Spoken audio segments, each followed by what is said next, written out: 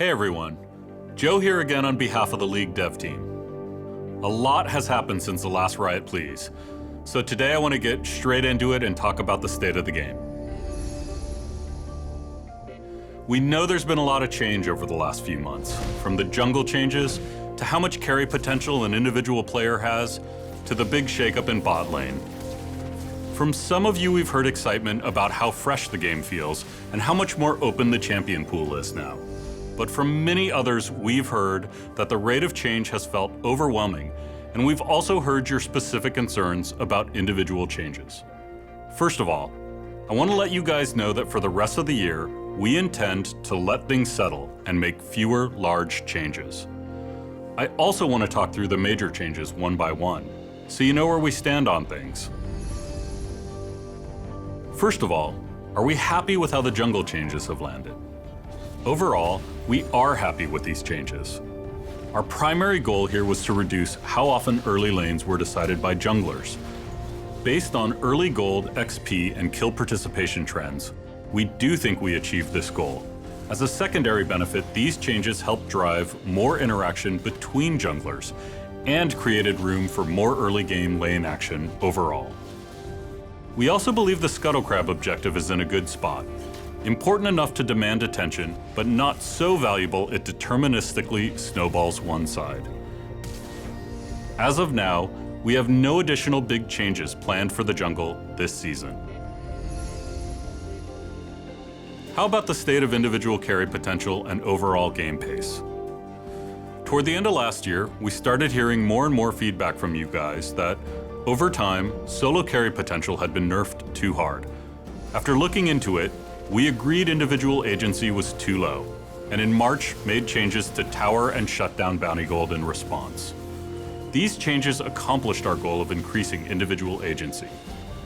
At the same time, the rate of snowballing had increased, and so we've needed to dial that back over time.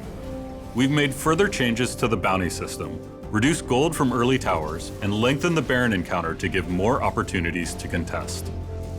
Since 8.14, the rate of snowballing has improved significantly, and we'll be monitoring this to make sure it remains in a good spot. One thing we weren't excited to see was how prevalent gold funneling as a strategy became, especially in pro play. We've already made a number of fixes to address this issue. Are we happy with the state of bot lane? While we are happy that whole new classes are seeing play bot lane, it was not our intention to get there in a way that made marksman non-viable. We know we missed your expectations around the role, and we're committed to fixing these issues. Crit ADCs in particular were hit hard, as their power spikes got pushed back just as the meta shifted toward games being decided more quickly. Over the last few patches, we've been focused on restoring their viability. To date, we've shipped individual buffs to Trist, Jinx, Twitch, Varus, and Caitlyn. We've also buffed crit items like Brawler's Gloves and Storm Razor. And in 8.15, we're doing more work to shift their power up from late game to early and mid game. As we've said in the past, it is a goal for us to support more classes in more positions. But we know we can do a better job landing these changes in a less disruptive way. Our goal is not to change the game for change's sake. And if it feels that way to you, chances are it means we haven't done a good enough job with the changes themselves, how we release them, or how we communicated about them. We acknowledge that introducing this much change in the middle of the season over multiple patches wasn't a successful approach. Many of you expressed frustration with this clearly, and I want to restate that for the remainder of the year, our plan is to reduce the amount of change overall. Please do keep sharing your thoughts around this topic with us. They really do influence the decisions we make. This week, we released an alpha game mode we're calling Nexus Blitz. With this mode, we're trying something different. Nexus Blitz isn't a featured game mode. This time we're shooting for something that could last longer and be a permanent addition to League. To support that goal, the way we're building the mode is new too. Rather than shipping Nexus Blitz as a finished game mode, we're putting it out there as an experimental alpha, which means it's basically a big open playtest on the live servers. No invitation needed. Nexus Blitz features a new 5v5 map with 1.5 lanes and a compact jungle designed for duos.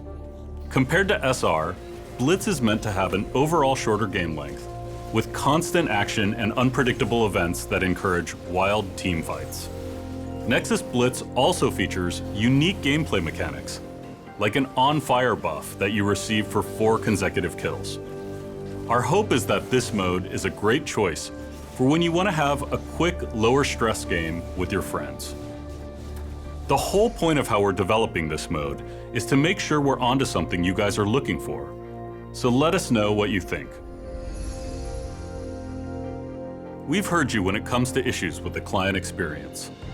These issues have been a bit difficult to pinpoint, so currently we're adding instrumentation to the client to give us more precise data on how and why these issues manifest. We will fix these issues, and as we make progress, we'll keep you informed. As always, we want to get to as many quality of life changes as we can. After 8 years, we've modernized the in-game cursor. But don't worry, you purists can still use the old cursor if you want. At long last, you can now tell where all those summoner icons you've earned over the years came from. And you can see how your CS stacks up to other players on the new stats page.